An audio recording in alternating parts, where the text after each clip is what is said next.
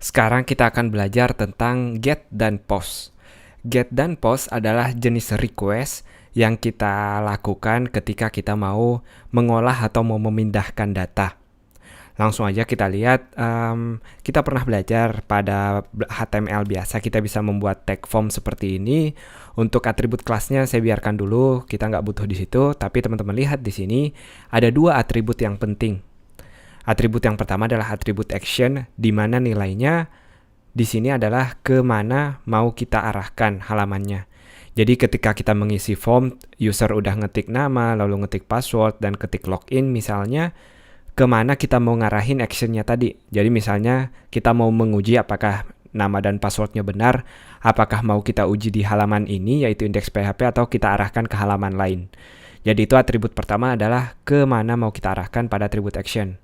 Nah, yang akan kita pelajari di sini adalah metodenya, yaitu ada dua pilihan metode post dan get. Kita akan lihat satu-satu. Yang akan kita lihat pertama adalah metode get. Jadi ada dua kemungkinan yang bisa kita isi pada tag form ini. Yang pertama metode get, yang kedua metode post. Langsung kita lihat, kita buat form palsunya di sini. Saya akan punya teks, lalu kita akan punya password misalnya. Value-nya kita bisa biarkan kosong agar nggak terlalu banyak karena kita nggak mau otomatis terisi. Lalu yang terakhir input type submit untuk mengisi datanya. Nama bisa kita biarkan nama. Lalu yang kedua adalah password. Dan yang ketiga adalah submit. Nah, bagian nama ini penting untuk mengetahui nama dari nilai dari masing-masing input type ini. Nanti kita akan lihat cara penggunaannya.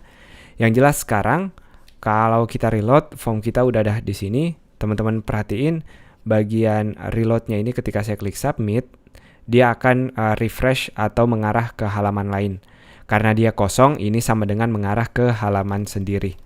Jadi dia akan berusaha mengolah datanya di halaman sendiri. Tentu karena kita nggak ngelakuin apa-apa sekarang, maka nggak terjadi apa-apa. Nah, kalau teman-teman ngarahin misalnya ke data.php, dia akan berusaha mencari halaman data.php. Pada kasus ini kita nggak punya halamannya, makanya dia not found atau tidak ditemukan. Kita balik lagi, kita akan belajar sekali lagi tentang get. Kita bisa menangkap data yang dikirim oleh form ini dengan menggunakan $_get, lalu di dalam kurung tutup kotak, kita mengambil value-nya, name-nya. Misalnya kita butuh bagian pertama yaitu namanya, kita tinggal menulis nama di antara tanda kutip ini. Nah, kita bisa buktiin kalau kita echo sekarang, saya isi namanya, halo. Ketika kita submit, tentu kita arahkannya ke halaman yang sama atau kita kosongkan. Jadi boleh nulis kayak gini, boleh juga. Saya reload lagi. Halo, kita submit. Kita akan melihat echo $_get nama di sini. Kenapa? Karena sekali lagi kita bisa mengambil data yang kita olah dari form tadi atau yang ada pada halamannya dengan menggunakan $_get ini. Karena kita menggunakan metode get di sini. Nah, di sini teman-teman kalau browsernya saya perlebar, teman-teman akan melihat pada URL saya, pada browsernya, nilai-nilai dari masing-masing inputnya. Misalnya nama, dia akan sama dengan halo. Password, dia tidak memperlihatkan karena kosong, dan submit, nilainya submit karena dia defaultnya atau standarnya submit. Nah, kalau teman-teman isi passwordnya, kita juga akan melihat, saya akan isi di sini, Hilman, lalu passwordnya 123. Kita akan melihat pada URL passwordnya juga. Nah, pada dunia nyata, kita nggak mau dong ketika user ngetik password terus bisa dilihat orang lain atau kelihatan di URL-nya. Nanti kita akan belajar di bagian kedua yang namanya post. Kita akan melihat apa bedanya.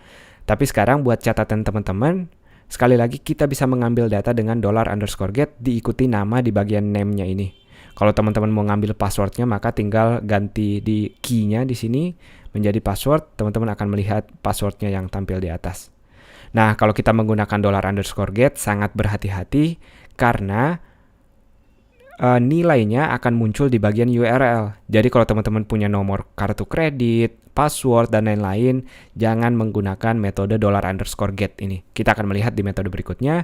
Tapi kalau teman-teman misalnya mau pakai buat yang lebih fleksibel, misalnya kita punya halaman user, kita tinggal ganti di sini namanya Hilman, Kalau kita mau nama lain, kita tinggal ngetik nama Alex di sini. Jadi itu contoh penggunaan get. Kita juga bisa pakai buat pagination misalnya atau halaman, di mana kita bisa naruh pagination sama dengan 1 untuk halaman 1, halaman 2 untuk halaman 2, dan seterusnya. Jadi itu keuntungan dari si $_get ini, dia akan berpengaruh ke URL kita. Kita akan melihat alternatif berikutnya yaitu $_post.